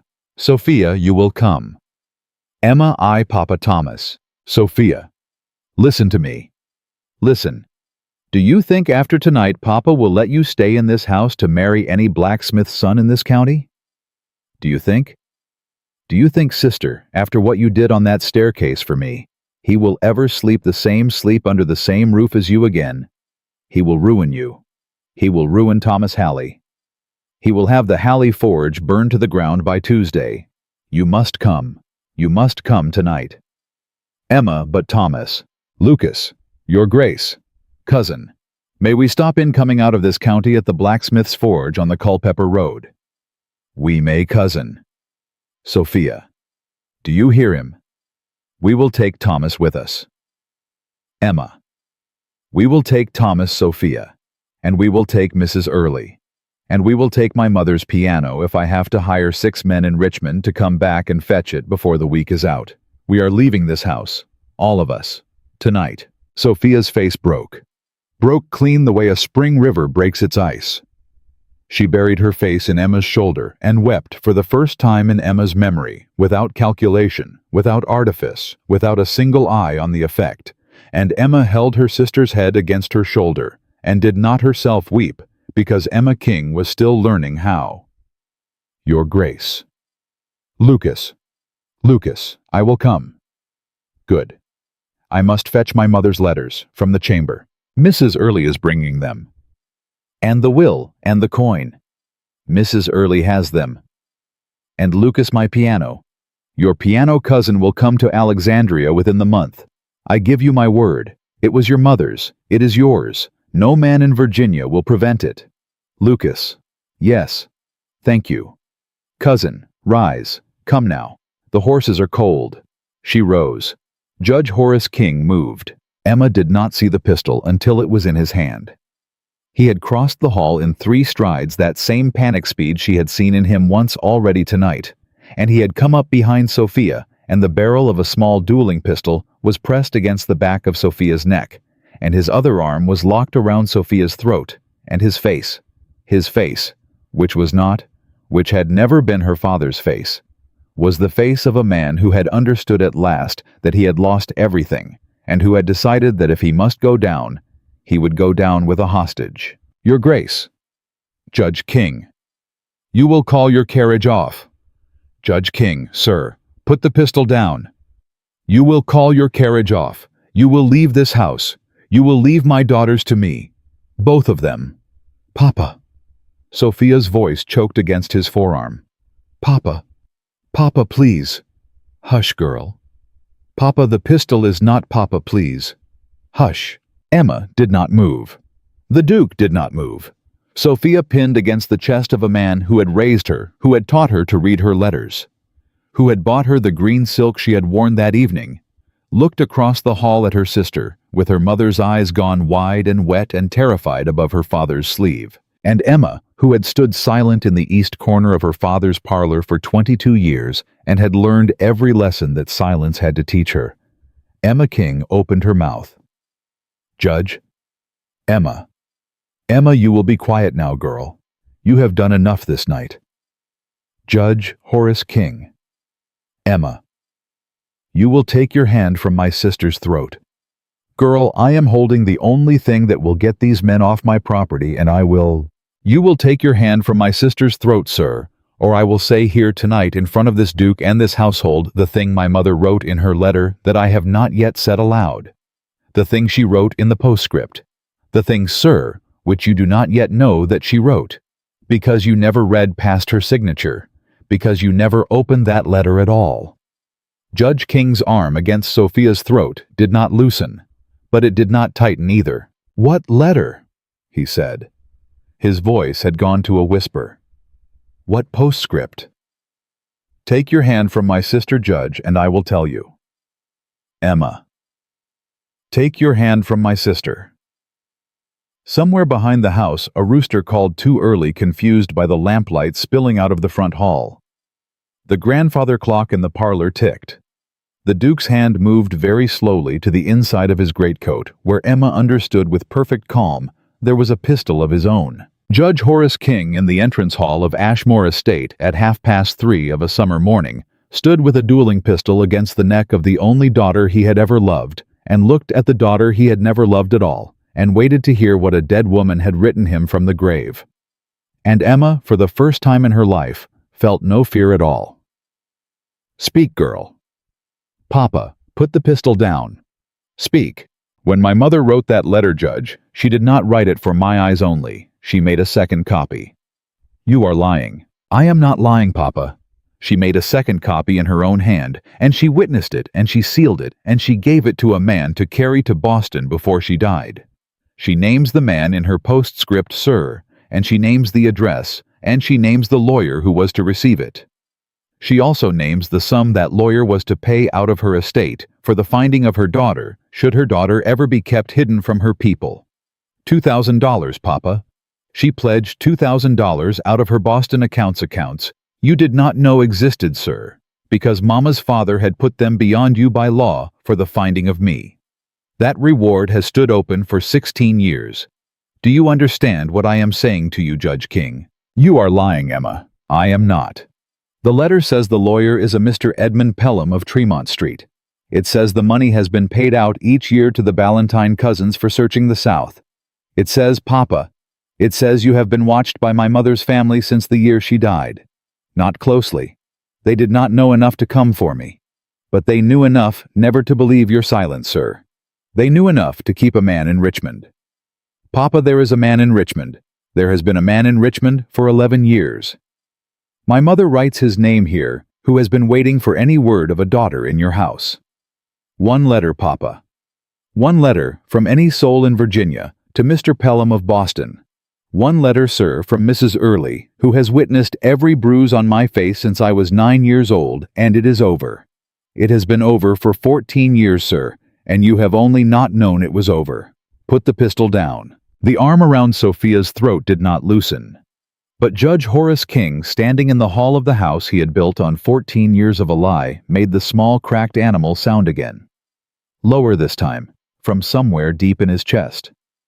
Mrs. Early? Yes, Judge. The voice was at the kitchen door. Mrs. Early had come forward. She was holding very quietly and very steadily a small bundle wrapped in a linen apron. Emma did not need to ask what was in the bundle. Mrs. Early had brought the will and the coin and a year's worth of Martha's sealed letters that had never been given to her daughter. Mrs. Early, did you witness my wife's hand on any paper in her last illness? I did, Judge. When? The night of the 17th of May, 1806. 3 weeks before she passed, in the upstairs bedchamber. I witnessed her hand on 2 papers. I witnessed Dr. Whitfield's father's hand beside mine. The judge was in Richmond that night on court business. Mrs. King sent the papers to Richmond by the postboy at first light. To a Mr. Pelham in Boston. I have the receipt of the postboy, Judge. I have kept it these 20 years in my Bible. Mrs. Early. Yes, Judge. You have watched me then. I have watched you, Judge. And I have prayed God every night that the Lord would put it in Miss Emma's heart to find her mother's papers before that wagon came up out of Kentucky. I am sorry to say, Judge, that the Lord appears to have done so. Something in Judge King went out. Emma saw it. She would remember it as long as she lived. It was not surrender. It was not repentance. It was the look of a man who has, for the first time in his life, understood that the floor under him has not been floor at all, but air, and that he has been standing on air for 14 years, and that he is not going to be permitted to stand on it 1 minute more. His arm fell away from Sophia's throat. Sophia did not run. Sophia did not move. Sophia turned very slowly inside the loosened circle of her father's arm and looked up into the face of the man who had raised her. And the face she saw there, the face Emma could not see, because Emma stood on the wrong side of the hall, was not the face of the Judge Horace King the household of Ashmore Estate had known. "Papa?" "Sophia." "Papa, give me the pistol." "Child, give it to me, Papa." He gave it to her. Sophia took it by the barrel, not the grip Emma saw. Sophia had been reading a great many things in a great many books, in a great many evenings, Emma had not known about, and she walked it across the hall and handed it grip first to the Duke. "Your Grace." "Miss Sophia, I believe this belongs with you until the sheriff of this county rises for the morning." "Thank you, Miss Sophia." "You are welcome, Your Grace." She turned. She walked back across the hall to her father. She looked up at him for a long moment. And then, in a voice Emma had never heard her sister use before, a voice low and tired and almost tender, Sophia said one thing. "You were a good papa once, sir, when I was little, before the debts. I will remember that one, not the rest." Judge King sat down on the floor of his own front hall. He sat down as a man sits who has forgotten how to stand. He put his hands flat on the boards on either side of him. He bowed his head. He did not weep. Horace King, like Emma, had not in a very long time known how to weep. "Mrs. Early?" "Yes, Miss Sophia." "Would you fetch Papa a blanket, please? He is going to sit here until the sheriff comes, and the morning is not yet warm." "Yes, Miss Sophia." "Your Grace." "Miss Sophia." "My sister and I are ready to go." "Then we will go." It took less than 10 minutes to load the carriage. Mrs. Early had been packing trunks since the first sound of the Duke's wheels on the drive. Her hands knew what Emma's hands did not yet know, which was that a woman who leaves a house like this leaves it with what she can carry and no more. Emma's small trunk went up behind. Sophia's went up beside it. Mrs. Early's own carpetbag for Mrs. Early was coming with them. There had been no conversation about it. There had been no need went up last, and Mrs. Early climbed in after it, and she sat down beside Emma, and took Emma's cold hand into her warm one and did not say one word. The Duke stood at the open carriage door. "Cousin?" "Yes, Lucas." "The blacksmith's forge." "The Halley forge, on the Culpeper Road, a mile past the crossroads where the sycamore stands." "Miss Sophia, will he come?" "Your Grace, if I go to Thomas Halley's door at 4 of the morning and tell him I have left my father's house forever, Thomas Halley will come with me to the moon. Then we will wake him." The Duke shut the carriage door. He climbed to the box beside his driver. Would not ride inside. Emma understood. Would not take the last seat from Sophia and Mrs. Early and herself, and would besides be the first man the road saw coming, and he rapped the roof with the butt of Judge King's pistol, which he still carried, and the horses moved. They had been 4 minutes out of the drive when Sophia began to shake. It came on her the way a fever comes on a child. Her teeth chattered first, then her shoulders, then her hands, which she tried to press flat against her knees and could not hold still. Mrs. Early, without a word, took the traveling cloak off her own shoulders and laid it across Sophia's lap, and Emma reached across the carriage and took her sister's hand. "Sister." "I am all right, Emma." "You are shaking." "I know I am shaking. I cannot stop it. I will stop it presently." "Sophia." "What?" "You were very brave." "I was not brave, Emma. I was angry. They are not the same thing. Tonight they were. Sophia's face crumpled. She pressed the back of her free hand against her mouth. She did not make a sound. Emma had not known until that moment how like her sister she herself had been all these years in that one small thing, if in nothing else. The King daughters did not weep aloud. Emma. Yes. He had his hand on my throat. I know. He was our father, Emma. He was your father's sister. He was not mine. I am glad tonight. God forgive me that he was not. Do not say God forgive you, Emma. Do not say it. God forgave you the hour you were born. It is the rest of us who have to catch up. The carriage rolled on. Mrs. Early between them laid her hands quietly on both of theirs and held on. A mile past the Sycamore crossroads the horses slowed. The Duke's voice came down from the box. Miss Sophia, is that the forge? That is the forge, your grace. Will you come to the door with me? I will. Stay in the carriage, Miss King. Lucas, I am coming. Cousin. I am coming, Lucas. Sophia will need her sister beside her when she knocks on that door. Then come. Emma climbed down. Sophia climbed down. They stood at the door of the Halley forge in their borrowed wrappers and their borrowed cloaks, and Sophia, who had worn green silk not 6 hours past. Sophia, whose hair had been piled high in pearls, raised her small fist, and she knocked. The door opened on the second knock. Thomas Halley was a big man, broad through the shoulders as a yoke, tall enough to have to duck the lintel. He had not been asleep. He had been reading by his kitchen fire, his Bible open on the trestle behind him.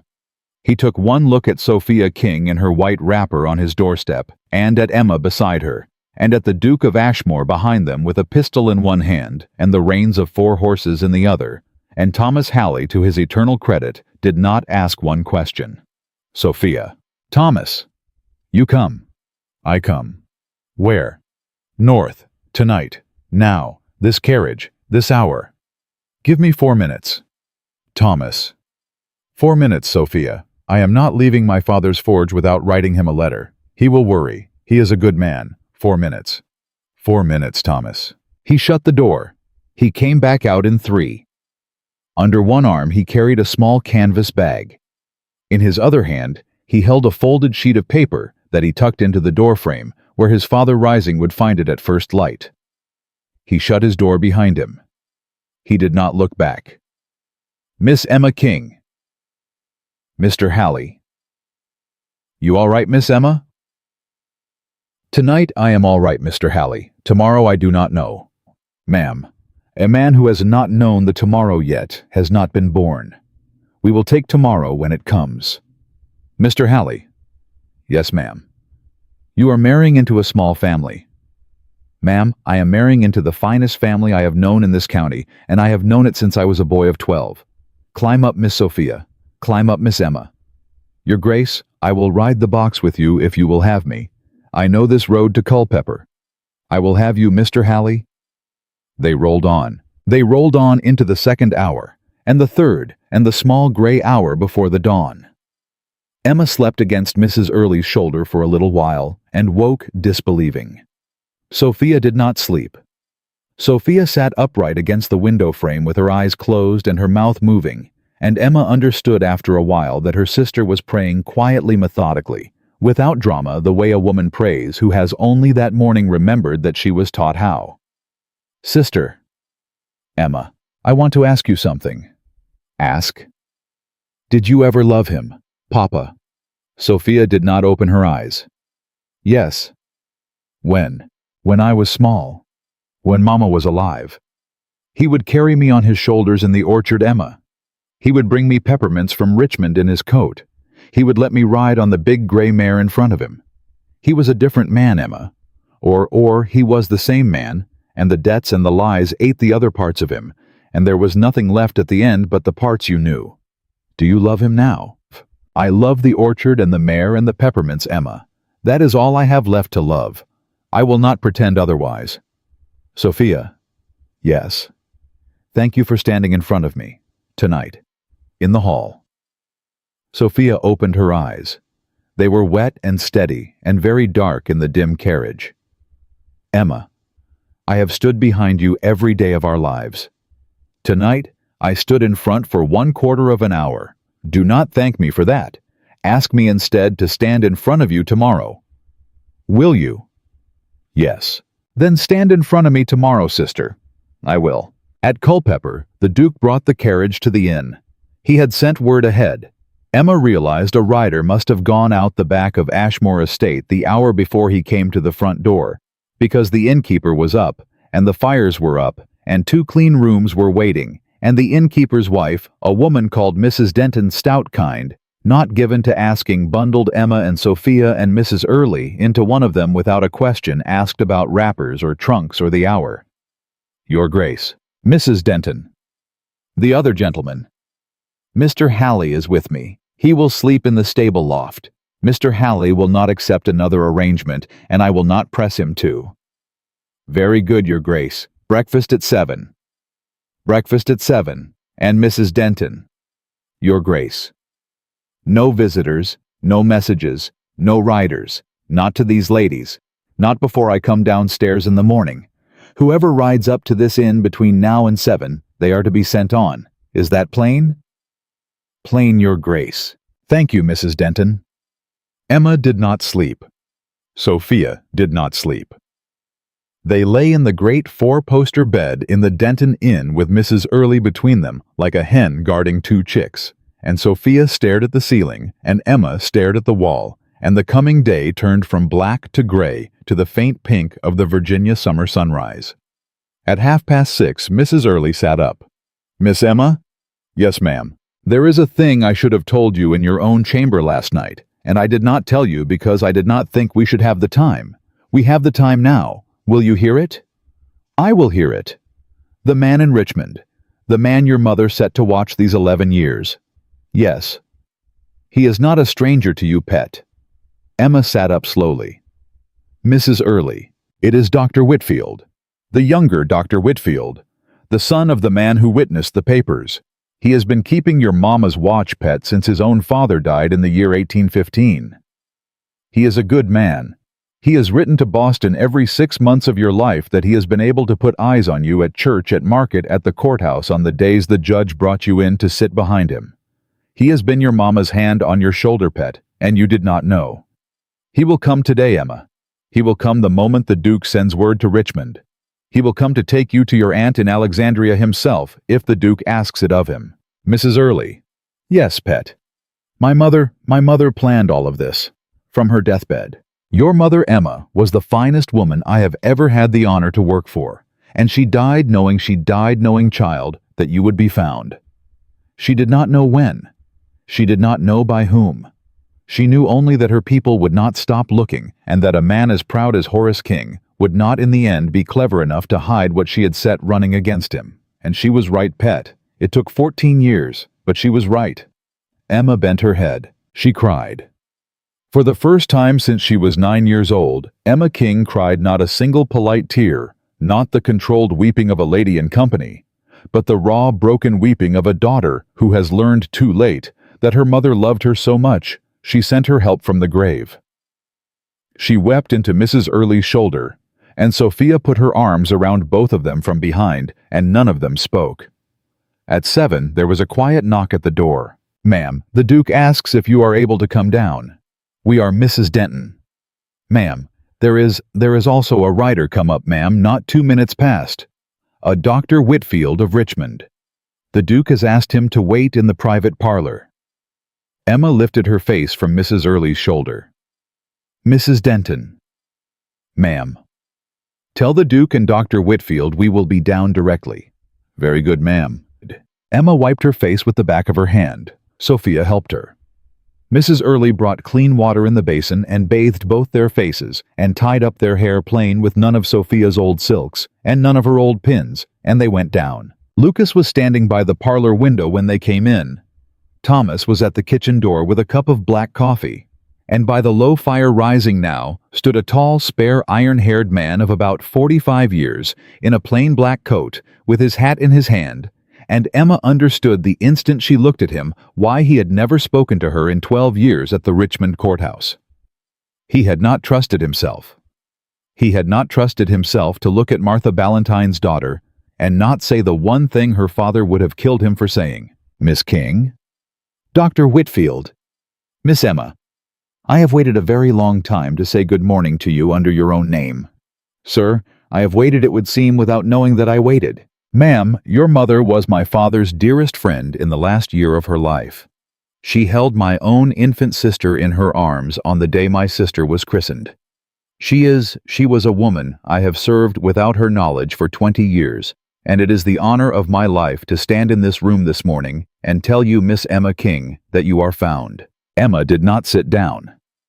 Emma walked across the parlor in her plain dress, with her plain hair in Mrs. Denton's borrowed slippers, and she took both of Dr. Whitfield's hands in both of hers, and she held them, and she said the one thing she had wanted to say since she was a child of 6, and had understood for the first time that her mother was not coming back. "Thank you, sir, for keeping her promise." "Ma'am, I would keep it 1,000 years." Lucas by the window turned away. Emma saw him turn. She understood why. A duke does not cry in a country inn at 7 of the morning. But a cousin newly given a cousin might be permitted, for 1/4 of a minute, the privacy of the window frame. He came back to them composed. "Cousin." "Yes, Lucas." "Dr. Whitfield has offered to ride with us north, as far as Alexandria, as far as Boston, if we have need of him." "Thank you, Doctor." "Miss Emma." "One thing, Lucas." "Yes." "My father, the judge, Horace King." "Yes, cousin." "What becomes of him?" Lucas was silent a long moment. "Cousin, that is a harder question than it looks." "Why?" "Because he has broken the laws of this state, and he has broken the laws of God, and either one of them on its own would ruin him. But between this morning and the sheriff of his county, there stands a difficulty, Emma, which I will tell you now plainly, because you are a woman of 22, and you will not be kept out of rooms any more. The difficulty is this. Judge Horace King did not forge your mother's will alone. He had a partner in that forgery, a lawyer in Richmond. A man of some power in this state, Emma, who signed as a witness to a document he knew to be false, and who has been paid out of your mother's estate every year for 14 years to keep that signature. And that man, cousin, is not going to go quietly into the morning. That man is going to come after us." "Who is he, Lucas?" "His name is Cassius Pierce, Emma. He is the cousin in Kentucky of the widower your father meant to ship you off to on Monday. The two men are the same blood, and between them they hold every paper that says you are Emma King of Virginia and not Emma McCrae of Boston." Emma heard it. She heard behind Lucas's words the clatter of hooves on the Culpeper Road. Not her imagination, not a rider at all, but real hard, coming up fast, and Mrs. Denton's voice rose in the hall below, sharp and surprised, and Thomas Halley set down his cup of coffee, and Dr. Whitfield moved very quietly to stand between Emma and the window. "Your Grace." "I hear them, Mrs. Denton. How many?" "3 horses, Your Grace. They have just turned into the yard." Lucas looked at Emma. Emma looked at Lucas. And at 7 of a Virginia summer morning in a country inn, 1 day's ride from her father's house. Emma King, who was Emma McCrae, who had been Emma McCrae all along, put her hand for the first time in her life on the grip of a man's pistol very lightly, without taking it from the Duke's belt, and she said, "Let them come up, Lucas." Orchestrated final narrative resolution, merging confrontation, vindication, and romantic closure. Orchestrated final narrative resolution, merging confrontation, vindication, and romantic closure. 3 horses, 3 riders. Lucas did not draw the pistol. He set his hand over Emma's where it rested on the grip, and he pressed once gentle, and he moved her fingers away. "Not yet, cousin." "Lucas." "Not yet. You have learned to speak, Emma. You have not yet learned who to shoot. There is a difference. Dr. Whitfield." "Your Grace." "The ladies stay in this parlor. Mr. Halley." "Your Grace." "At the parlor door. Inside, not outside. You do not open that door to any man in this inn who is not me. Do I have your word? You have my word, Your Grace. Mrs. Denton. Your Grace. The front door stays shut until I am standing at it. Your Grace. Boots on the gravel. 3 men heavy-footed coming up the inn steps. The knock that followed was not a knock. It was a fist on the door 3 times hard in the manner of a man who expected it to open on the first blow. Innkeeper. Sir. Mrs. Denton through the door. Steady. Open this door. Sir, my guests are at breakfast. If you will state your business. My businesswoman is a warrant, signed by Judge Horace King of Ashmore County, Virginia, for the return of his 2 daughters and the arrest of the man who has taken them. Open this door. Sir, I do not open my door to a warrant I have not read. You will read it through the door, or you will read it off the splinters, madam.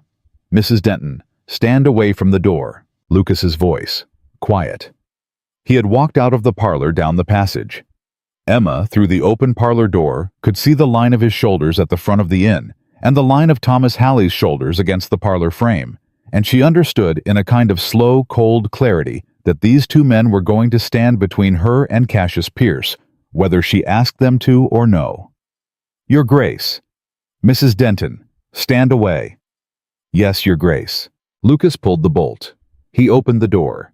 He did not open it all the way. Gentlemen. Stand aside, sir. I have a warrant for... I am the Duke of Ashmore. You will say sir to me until I know your name, at which point I shall consider whether to say sir to you in return. Your name. A silence. A reckoning. Emma, straining her ears from the parlor, heard the reckoning and knew what the silence meant.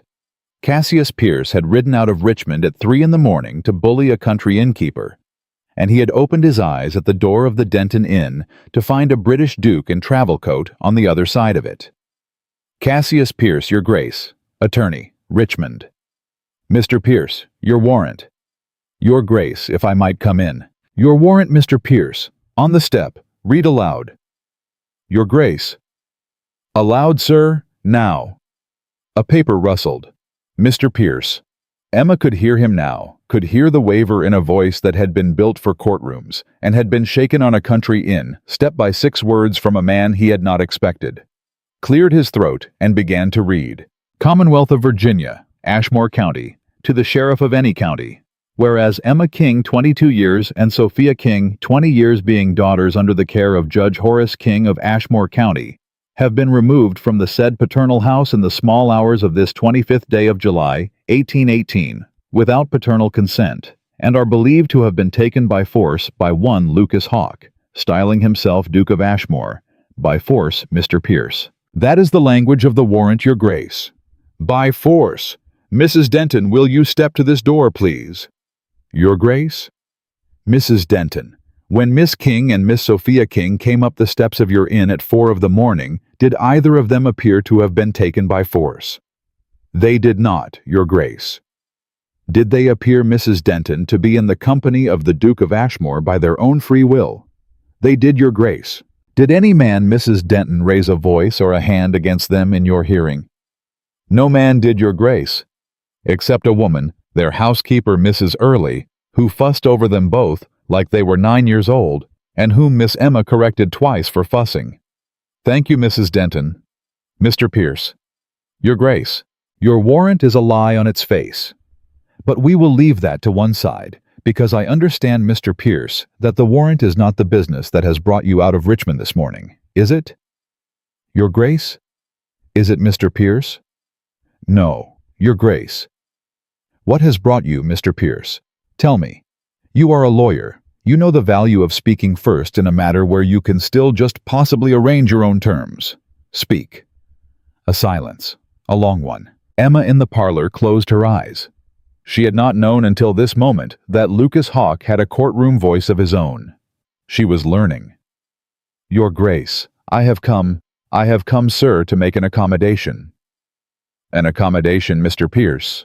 Your Grace, Judge King has informed me in a letter carried to my door by his groom 2 hours past that certain papers of the late Mrs. Martha King have been recovered from his strong-box in the night, and that these papers are now in the possession of Miss Emma, and that he the judge is disposed, Your Grace, to be reasonable.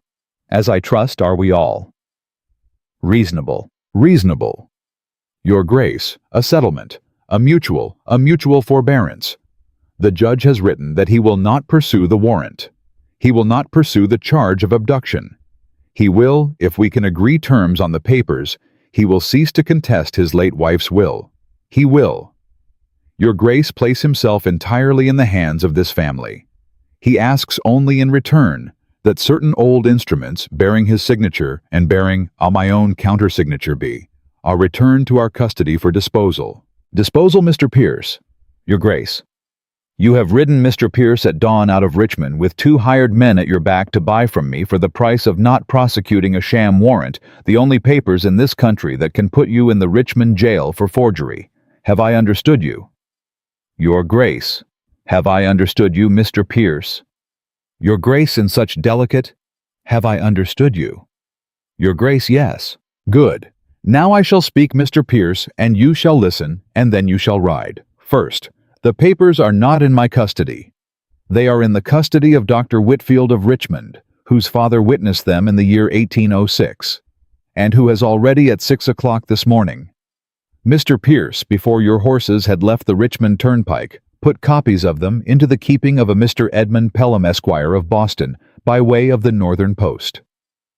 You cannot recover those papers, Mr. Pierce. They are beyond you.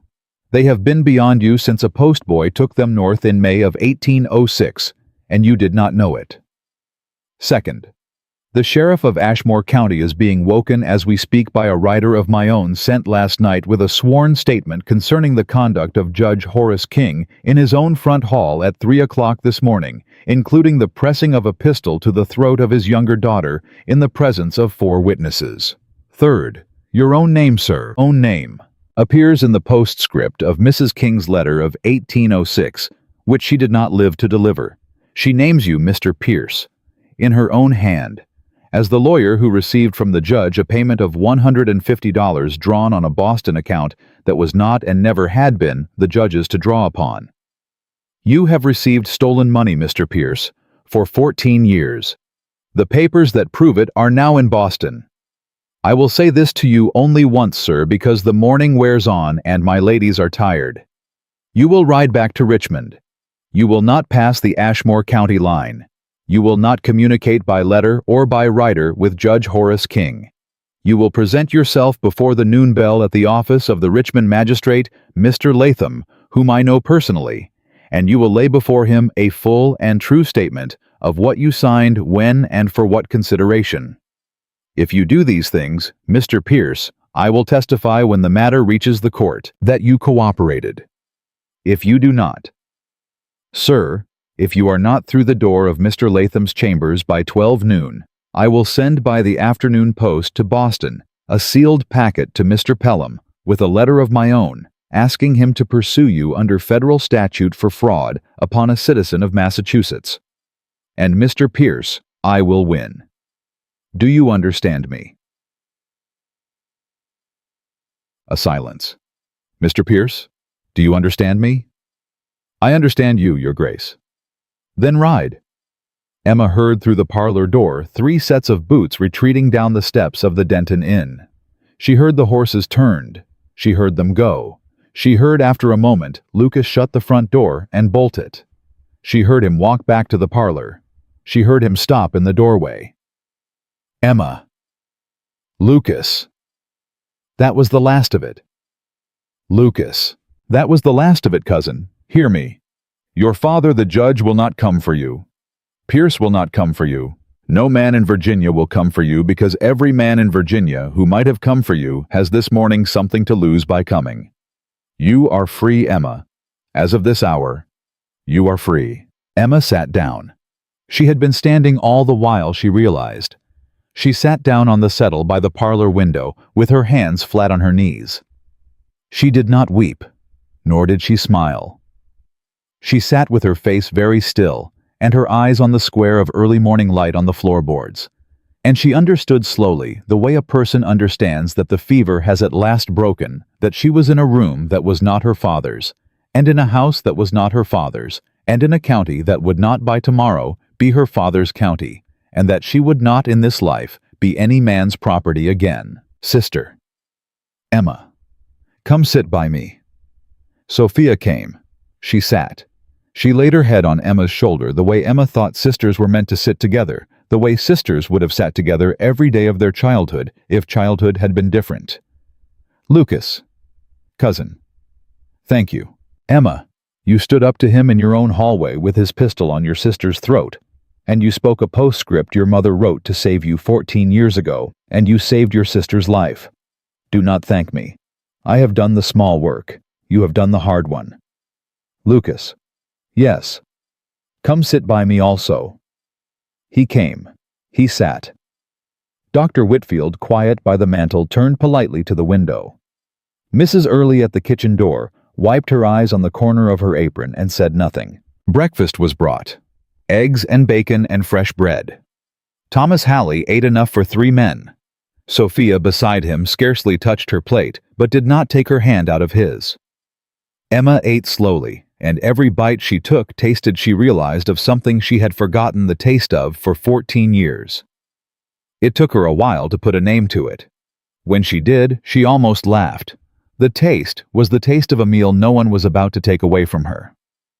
By noon, they were rolling north. The sheriff of Ashmore County reached Judge King before the supper hour. Dr. Whitfield's deposition was read aloud in the parlor, where not 18 hours before, Sophia King had played a hidden piece she had never mastered. The judge did not resist.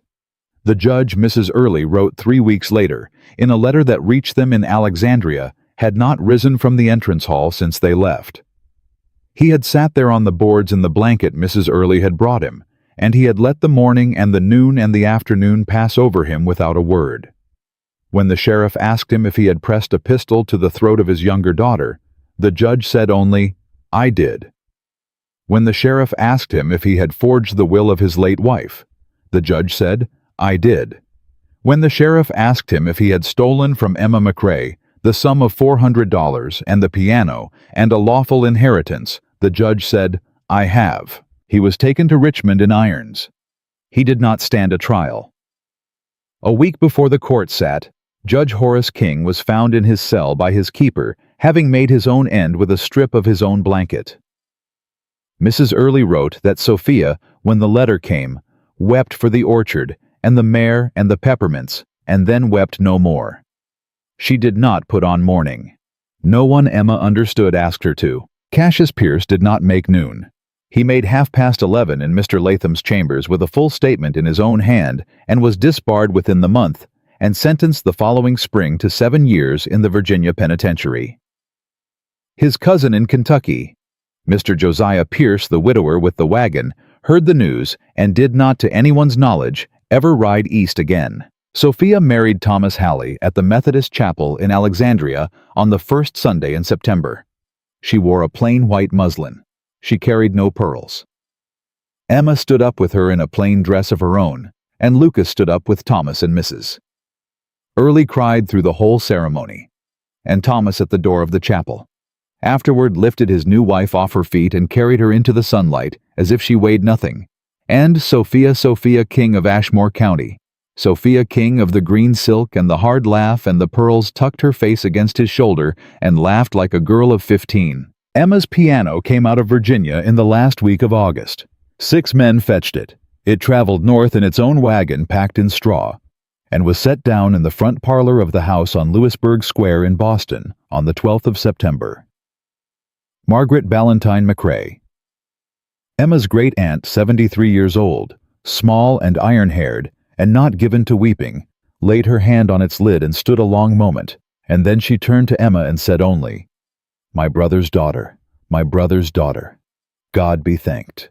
Emma played for her aunt that night the piece she had written across 4 winters. She played it all the way through, including the second movement, which she had played for no one but the Duke of Ashmore. Her aunt sat in her chair by the fire, with her hands folded in her lap, and she did not move, and she did not speak, and when the last note died, her aunt said only, "Child, your father is in this room tonight, and he is standing behind you, and he is not standing alone. Your grandmother is beside him. They have been waiting. Welcome home, Emma. Welcome home." Emma wept. She had learned since Culpeper how. The piece was published in Boston the following spring by a small house on Cornhill Street. Emma titled it, after much thought, simply, The Opening Door. It was not a fashionable piece. It did not make her famous. But it sold quietly, and it was played in parlors from Portsmouth to Philadelphia, and the small royalties went at Emma's direction into a fund administered by Mr. Pelham for the education of girls whose fathers had debts. She played at a benefit concert in Faneuil Hall in October of 1819. The audience included the governor of Massachusetts, 2 senators, her great-aunt in her best black silk Sophia, and Thomas Halley, up from Alexandria. Mrs. Early on Sophia's arm, and in the third row, a tall man in a dark coat who had crossed the Atlantic twice that year to be in that hall that night. He came to her in the green room afterward. "Miss McCrae." "Your Grace." "Cousin, may I speak with you?" "You may always speak with me, Lucas." "Emma, I have come to ask you a question which I have carried in my mouth since the night I turned my carriage on the Richmond road, and which I have held back only because you needed cousin a year to be Emma McCrae, and no man's anything before any man could ask it of you. You have had your year. May I ask it?" "Ask it, Lucas. Will you marry me, Emma?" She did not answer at once. She looked at him, at the man who had knelt in the entrance hall of Ashmore Estate at 3 in the morning, at the man who had stood between her and a sham warrant at the door of a country inn, at the man who had said to her across a piano in a Virginia parlor that she had written him the finest piece of music he had heard in 9 years on 2 continents. Her cousin, her kin, the first man in her life who had listened to her play and had not looked away. "Lucas." "Yes, I have 3 conditions." "Name them." "The first, I will not be a duchess in England. I will live here in Boston, in my aunt's house, in my own country. If you will have me, you will make your life with me here. You have estates. You have men enough to manage them. You will cross the water when you must. You will not ask me to leave my people again." "Agreed." "The second, I will keep my name. I am Emma McCrae. I waited 22 years to be told so. I will not be Emma Hawke. I will be Mrs. McCrae Hawke if you like, or I will be Emma McCrae plain, but Emma Hawke I will not be." "Agreed." "The third." "Name it." "I will go on composing, Lucas. I will go on publishing. I will go on playing at benefits and teaching the girls at Aunt Margaret's school on Tuesday afternoons and spending the royalties as I see fit. If you cannot have a wife who sits at a public piano, do not marry me." Emma. "Lucas, I did not cross an ocean twice to marry a wife who would not sit at a public piano.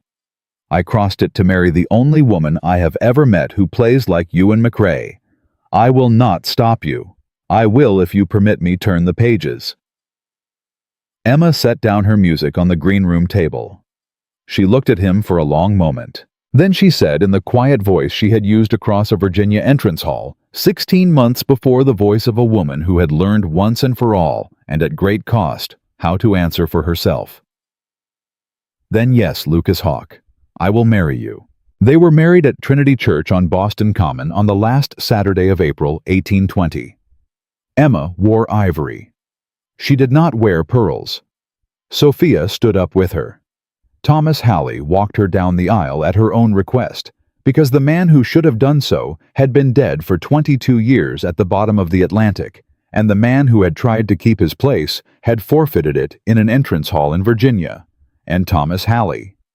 Thomas, the blacksmith's son, who had opened his door to her sister at 4 in the morning and asked no question, had earned it. At the wedding breakfast, Aunt Margaret rose and made one toast.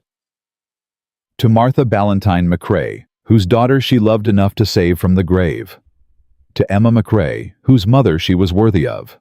And to every woman in this room who has ever been told she was plain and silent and not worth the music in her own hands.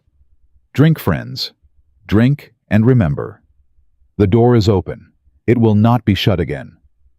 The room drank. Emma McCrae Hawke did not weep. She had wept enough that year.